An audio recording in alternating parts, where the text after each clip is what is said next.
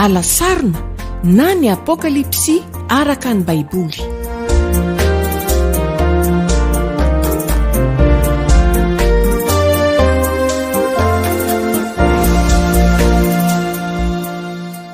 Faly hatrany mbola miarabanao manaraka izao fandaharana alasarina izao manonona ny fiadanan'ny tompo aminao, mbola hitombo fahafantarana ny tompo any ianao anatin'ity fandaharana ity indray. Tamin'ny faransika dia namaly fanontaniana efatra momba amin'ny boky ny apokalipsy. Fanontaniana zay valin'ny andininy voalohany sy faharoa amin'ny toko voalohany. Inona ny boky? Avy aiza? Ho aniza? Atao inona zany ary ahoana ny fomba nahazahoana azy? Any kosa sika dia ifantoka amin'ny apokalipsy toko voalohany andininy fahatelo.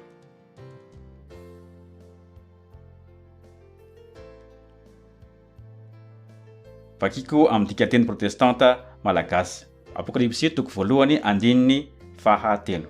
Sambatra izay mamaky sy ny miaino ny tenin'ity faminaniana ity, ka mitandrina izay voasoratra ao anatiny, fa antongotra ny andro.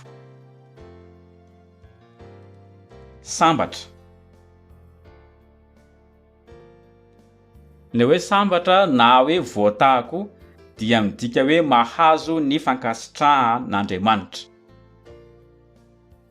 Ao amin'ny boky ny apokalipsy dia ty eto amin'ny toko voalohany andininy fahatelo ity no voalohany amin'ireo sambatra fito zay hita ao amin'ny boky. Andeha jerentsika ireo fahasambarana zay resahan'ny boky ireo. Ny voalohany zany hitantsika eto amin'ity toko voalohany andininy fahatelo ity, sambatra izay mamaky sy miaino ny tenin'ity faminaniana ity, ka mitandrina izay voasoratra ao anatiny, fa antombotra ny andro. Ny sambatra faharoa ao amin'ny toko fahaefatra ambin'ny folo andininy fahatelo ambin'ny folo. Ary nahareo feo avy tany an-danitra ao nanao hoe soraty, sambatra ny maty dia izay maty ao amin'ny tompo hatramin'izao. Eny hoy ny fanahy, fa hitsaha hatramin'izay ny sasarany izy fa ny asany manaraka azy. Ny fahatelo hitantsika ao amin'ny toko faha enina ambin'ny folo andininy faha dimy ambin'ny folo. Indro avy toy ny mpangalatra aho, sambatra izay miambina ka miaro ny fitafiny, fandrao mandeha mitanjaka izy ka hita ny fahamenarany. Ny sambatra faha efatra toko faha sivy ambin'ny folo andininy faha sivy. Ary hoy koa izy tamiko, soraty, sambatra izay nantsoina ho amin'ny fanasana fampakaram-badiny zanak'ondry. Fa hoy izy tamiko, ireo dia teny marin'Andriamanitra. Ny sambatra fahadimy hitantsika ao amin'ny toko faha roapolo andininy faha enina. Sambatra sy masina izay manana anjara amin'ny fitsanganana voalohany.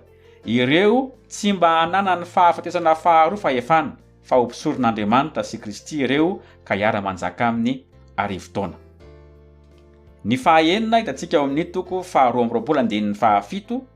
Ary indro avy fainganao, sambatra izay mitandrina ny tenin'ny faminaniana amin'ity boky ity. Ary ny sambatra farany dia ao amin'ny toko faharoa amby roapolo andininy fahaefatra ambin'ny folo.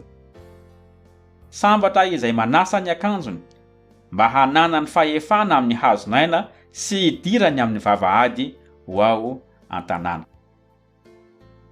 Eto zany amin'ny andininy fahatelo toko voalohany dia mialala ny fitandremana, zany hoe fandraisana tsara ary fankatoavana, fitondrana tena mifanaraka amin'izay lazainy, zay ny lazain'ny boky mahatonga an'izany fahasambarana izany. Ny mampalahelo amintsika kristianina dia matetika ny fomba fijerin'izao tontolo izao no mandrafitra ny saintsika sy ny fijerintsika fa tsy ny fomba fijerin'Andriamanitra.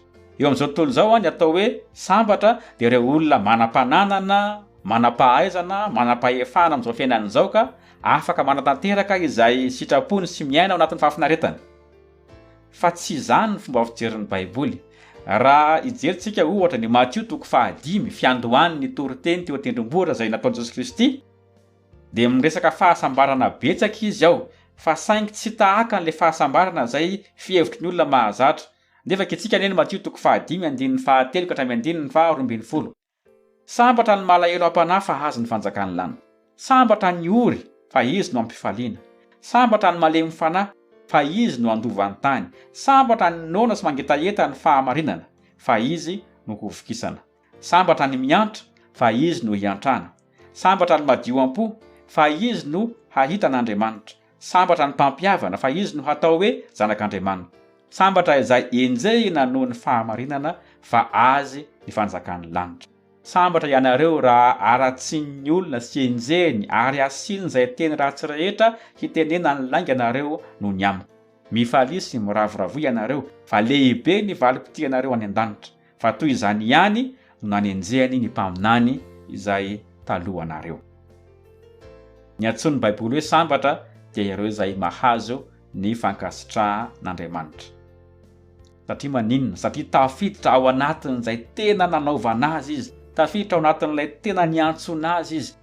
Misy dikany ny fiainany satria araka izay andrasan'Andriamanitra indrindra. Dia noho izany ilay Andriamanitra izay tompony izao rehetra izao mankasitraka azy no miandany aminy sy amaly fity azy. Zay ilay sambatra. Toizantsika ny famakina ny 3 amin'ny Apokalipsy 1. Iza no sambatra? Ny sambatra dia izay mamaky sy ireo miaino. Ny teny malagasy tsy manavaka ny singulier sy ny pluriel. Raha mitenitsika zany hoe omby amin'ny teny malagasy tsy misy fomba mihitsy ahafahana manavaka hoe omby iray sa omby maromaro no resahana. Tsy mba tahaka an'izany amin'ny teny hafa. Raha amin'ny teny frantsay ohatra na amin'ny teny anglisy matetika rehefa milaza fahamaronana pluriel dia misy s any amin'ny farany na dia mitovy ara ny fanonana azy. Eto amin'ity 7 dia misy an'izay resaka singulier sy pluriel izay no mahatonga antsika mijery ny diem. Ny diem dia manao hoe sambatra izay mamaky sy ireo mihaino ny tenin'ity faminaniana ity ka mitandrina izay voasoratra ato anatiny. Fantombotra ny fotoanandro atanterahan'ireo zavatra ireo. Tamin'ny taonjato voalohany dia tsy mbola nanana Baiboly isan-tokantrano ny kristianina.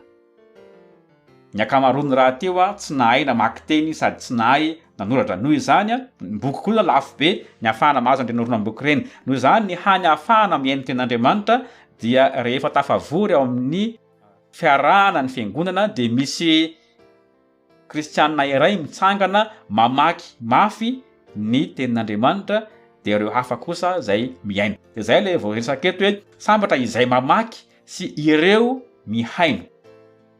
Natao ampiasaina zany, natao hovakiana nandritra ny fotoam-pivorian'ireo mpino tao amin'ny fiangonana nandefasana azy ity bokin'ny Apokalipsy ity. Raha mijery tsika ny Timoty 1:4-7 dia zao no anatranatra nataon'ny apôstôly Paoly tamin'ny Timoty izay nitondra ny fiangonana tao Efesosy tamin'izany. Mandra-piaviko tandremo ny famakian-teny, ny fananarana, ny fampianarana. Misy zavatra 3 resahan'ny apôstôly Paoly lazainy amin'ny Timoty fa tokony atao ao amin'ny fiangonana. Voalohany amin'izany ny famakian-teny.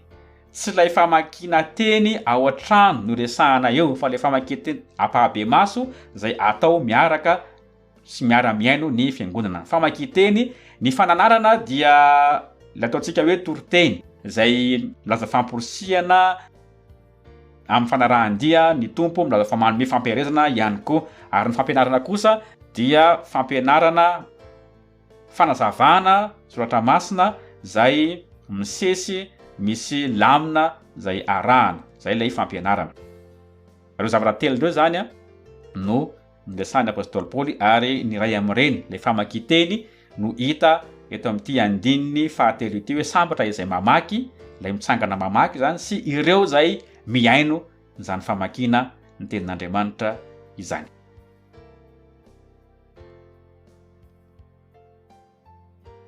Nitoy any 3 hoe ny tenin'ity faminaniana ity ka mitandrina izay voasoratra ao anatiny. Eto ny bokin'ny Apokalipsy dia lazaina fa faminaniana.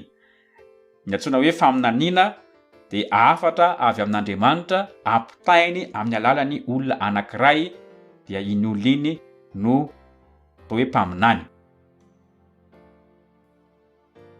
Impito no lazaina fa faminaniana ny apokalipsy ao amin'ny toko voalohany andinin'ny fahatelo, toko faha 1 andinin'ny fahaenina, toko faha 7 andinin'ny fahafolo, toko faha 2 andinin'ny fahafito, andinin'ny fahafolo, andinin'ny faha 8 ary ny andinin'ny faha 7.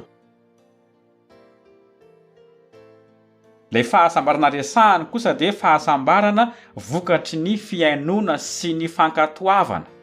An'izay lazain'ny boky. Ao amin'ny Luka toko faha 12, fony nampianatra Jesosy Kristy dia zao ny zavatra nitranga. Luka toko faha 12 dia ny andinin'ny faha 7. Ary raha nilaza izany Jesosy dia nisy vehivavy anankiray teo amin'ny vahoaka niantso ka nanao taminy hoe, sambatra ny kibo izay nitondra anao sy ny nono izay ninononao. Fa izy nanao hoe, eny tokoa, kanefa mainka sambatra aza ny miaino ny tenin'Andriamanitra ka mitandrina izany. Tena misy fahasambarana tian'Andriamanitra ho an'ny olony. Ary zany fahasambarana zany dia azo amin'ny alalan'ny fiainona sy ny fankatoavana an'izay lazan'Andriamanitra. Dia resahan'i Jesosy eto hoe mihoatra lavitra noho ny mety fahasambarana reny manoloana ny zanany izay tafita, izay mandeha araka ny tokony ho izy, ny fahasambarana omena an'izay mankatoa ny tenin'Andriamanitra. Hitantsika famakiana ny andinin'ny fahatelo amin'ny apokalipsy. Fa antombotra ny fotoana. Misy teny grika roa farafahakeliny samy azo adika hoe fotoana. Ny voalohany dia chronos. Chronos izay nazahoana n'ilay teny frantsay hoe chronomètre, zany hoe ny chronomètre ilay fitaovana kely entina andrefesana ny fotoana. Ty zany milaza ilay fotoana araka izay andrefesana azy amin'ny famantaranandro. Fa tsy io no ampiasaina eto amin'ity andinin'ny fahatelo ity, fa ilay teny faharoa hoe kairos. Ny kairos kosa dia milaza vanim-potoana, milaza fotoana mety, milaza fotoana sahaza. Ohatra, raha milaza ny Marka toko voalohany andinin'ny faha 5 hoe, ka nanao hoe efa tonga ny fotoana, ka efa akaiky ny fanjakan'Andriamanitra, mibebay ianareo ka minono ny filazantsara, dia ilay fotoana kairos no ampiasainy eo. Ireo teny roa ireo hitantsika miaraka ao amin'ny Asan'ny Apôstôly toko voalohany andinin'ny fahafito. Asan'ny Apôstôly toko voalohany andinin'ny fahafito. Fa eo kosa izy taminy. Teny Jesosy tamin'ireo mpianany ty rehefa tao aorianany nitsanganany sy nisehony tamin'ireo mpianatra ireo. Rehefa nanontany ireo mpianatra hoe amin'izao va no ampodinao ny fanjakana amin'ny Israely dia zao navalin'ny Tompo. Tsy anareo ny hahalala ny andro, grika chronos ampiasainy eo, na ny fotoana, le kairos ndray eo, izay efa notenen'ny ray amin'ny fahefany ihany. Raha vakitsika amin'ny teny malagasy io andininy io hoe tsy anareo ny hahalala ny andro na ny fotoana, dia ny andraisana azy atsaina tonga ohatrana avy hatrany dia hoe tsy anjarantsika mahafantatra ny andro, iny zany hoe latsinainy, talata, alakamisy, saroviana, fa tsy anjarantsika koa ny mahafantatra ny ora, hoe raha amin'ny andro alakamisy mety ho amin'ny 2 sa amin'ny 3 sa amin'ny 5, fa tsy izay ny heviny. Fa lay voalohany le andro milaza le chronos, lay andro arak'izay andrefesany famantaranandro azy, fa le faharoa kosa le vanim-potoana no tiany ho resahana. Fa antombotra izany fotoana izany. Efa nresahantsika ity tamin'ny resaka ny andinin'ny voalohany sy faharoa sika amin'ny hoe ho avy faingana. Ahoana no anazavana fa efa ho 2 fotoana izao no nitenenan'ny Jaona an'izany antombotra ny fotoana zany, fa mbola tsy tonga ihany Jesosy Kristy. Dia isika hoe misy fanazavana maromaro azo entina. Eo aloha nilaza fa ilay fiandohan'ny zavatra resahany no tenenin'ny Jaona, zany hoe efa antombotra ny fanombohany. Ireo zavatra zay hitranga ireo. Misy indray milaza hoe tsy mitovy ny amin'ny fandrefesantsika ny fandrefesan'Andriamanitra. Araky ny Petera faharoa toko fahatelo andinin'ny fahavalo, ny ray andro amin'ny Tompo, rivotaona sy ny sisa. Fa na inona fanazavana hoentina hita miariary ao amin'ny boky Apokalipsy fa misy fifangariana, misy tsy fitovizana amin'izay voalazany Daniel. Ohatra, raha mijery tsika ny Daniel toko 12:1. Ary ianao ry Daniel dia ahoroninao ny teny ka asio tombo-kase ny taratasy mandra-piavy ny andro farany. Maro no azoto mandinika ka hitombo ny fahalalana. Ny fahitana zany menany Daniel zany dia nasaina nohidina satria mbola ho amin'ny andro farany no isehoany zany, fa tsy mbola akaiky akory. Fa ny boky Apokalipsy kosa, ao amin'ny Apokalipsy toko 2:10 dia milaza hoe: ary hoy izy tamiko, aza asiana tombo-kase ny tenin'ny faminaniana amin'ity boky ity, fa antombotra ny andro. Ndiky zany fa efa tonga ilay andro farany zay anomanana an'ireo vahoaka an'Andriamanitra. Ireo kristianina tamin'ny taonjato voalohany dia niny fa hiverina aingana Jesosy Kristy. Angamba diso ny fandraisan'izy ireo ny soratra masina sy ny tenin'ny Kristy. Angamba hoy ia, fa ny zava-dehibe tsy ndrin'ny boky Apokalipsy dia zao: aoka ho vonona mandrakariva isika mpino. Efa niteny an'izany Jesosy Kristy tamin'ny mbola tetỳ an-tany. Matthieu toko 4:20, andininy 2:20, Matthieu toko 5:20, andininy 7:20. Koa amin'izany miambena ianareo fa tsy fantatrareo na ny andro na ny ora. Isika mpianana zay efa nasain'ny ambona, nasain'ny aritory, mbola amporisina anao izany hatrany, ary ampahireziny mbola haharitra satria kely isisa. Zay le hoe antombotra ny andro, efa mby akaiky ny tompo. Araky ny Jaona voalohany toko 2:2-12 izao no orafarana. Hoy ny Romana toko 7:12-12 hoe: ary tokony hanao izany indrindra isika satria fantatsika ny andro, fa ankehitriny zao ny ora dia ora tokony hifoazanareo amin'ny fahatoriana, fa ankehitriny ny famonjena antsika dia akaiky noho ny tamin'ny andro vao ninoantsika. Fampaherezana ilay hoe antombotra ny andro, mahareta fa kely sisa. Araka izay ampiarana azy eto hoe sambatra ireo zay mamaky sy miaino sy mitandrina ny tenin'ny famonjena. Fampaherezana io fa tsy fampitahorana akory, fa ny zava-dehibe iny amin'ny tena dia zao: aoka ho vonona mandrakariva isika mpino.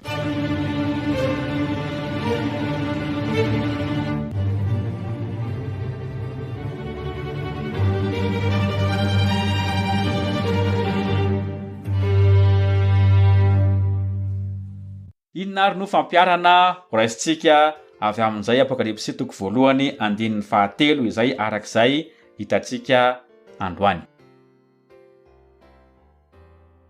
Voalohany dia sambatra izay mamaky, miaino, mitandrina na makato izay voalaza ny bokin'ny Apokalipsy.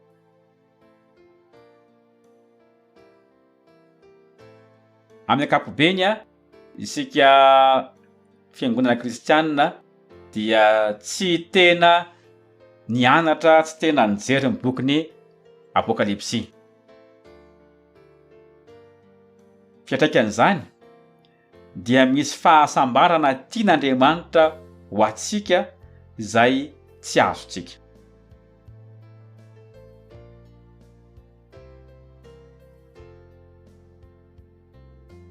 Ny bokin'ny Apokalipsy dia manome atsika izay fomba tokony ho fijerintsika ny fiainana, sady manome fampanantenana ny boky no mitaky ihany koa zavatra amintsika. Mbola hitantsika moa rehefa mandeha eny inona avy zavatra takiny sy andrasan'ny boky amintsika izay mpamaky, amintsika izay mpiaino.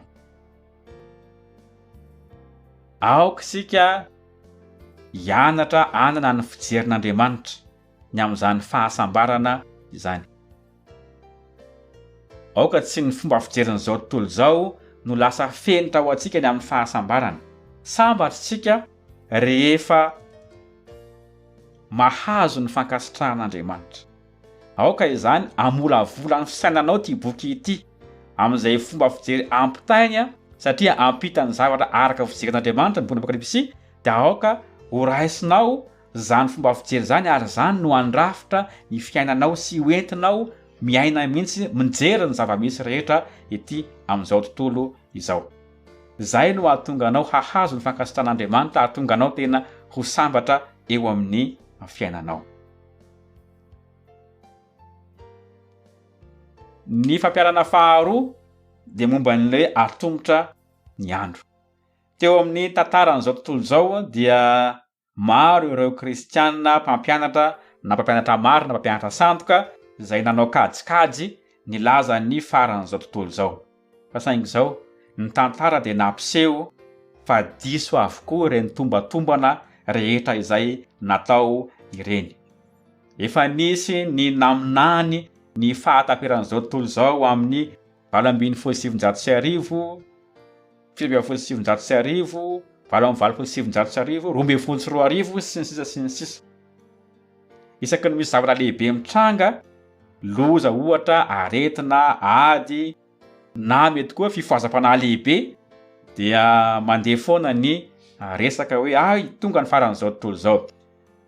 Aoka isika tsy ho voahozongozona amin'ireny filazana ireny. Zao no lazain'ny Mateo 5:20-9:30. Fa ny amin'izany andro sy ora izany dia tsy misy mahalala, na dia ny anjelin'ny lanitra aza afa-tsy ny ray ihany. Tsy natao hanao tombatombana ny amin'izay fotoana ahataperan'izao tontolo izao na iverenan'i Kristy isika.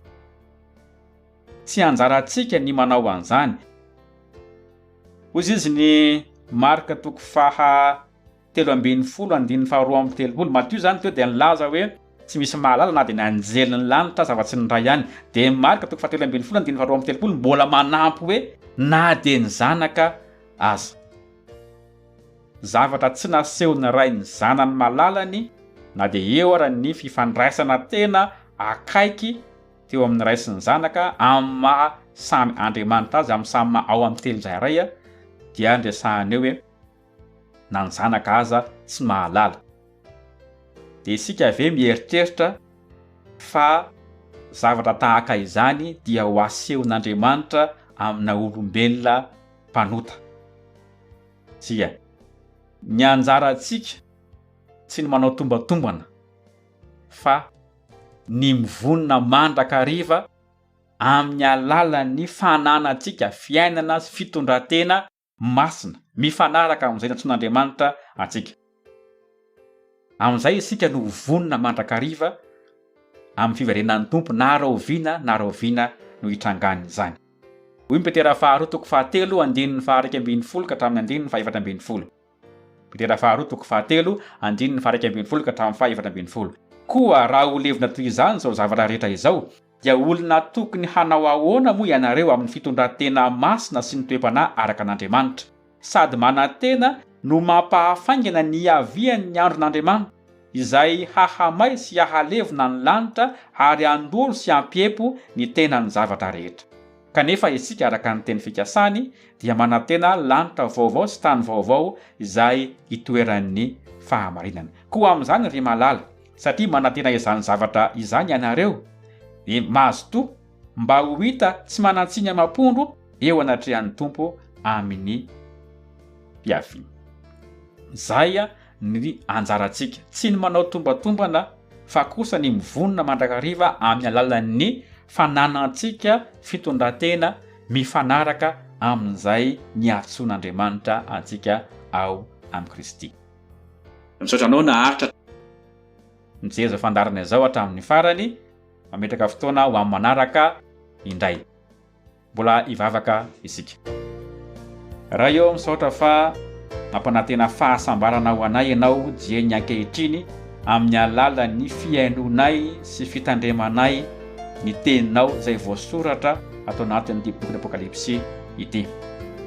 Andriamanitra, mba tsy ho fotoana very maina ho anay ny fianaranay an'izao boky izao, tsy ho fotoana izay hahazonay fanamelohana koa, satria niaino ihany izahay fa tsy nankatoa.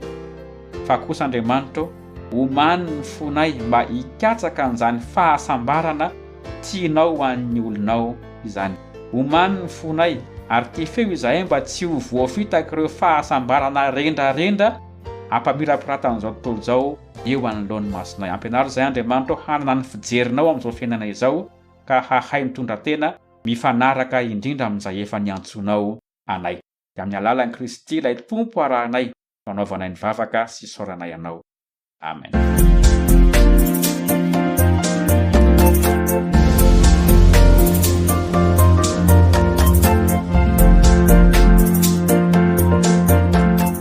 Alasarina na ny Apokalipsy araka ny Baiboly.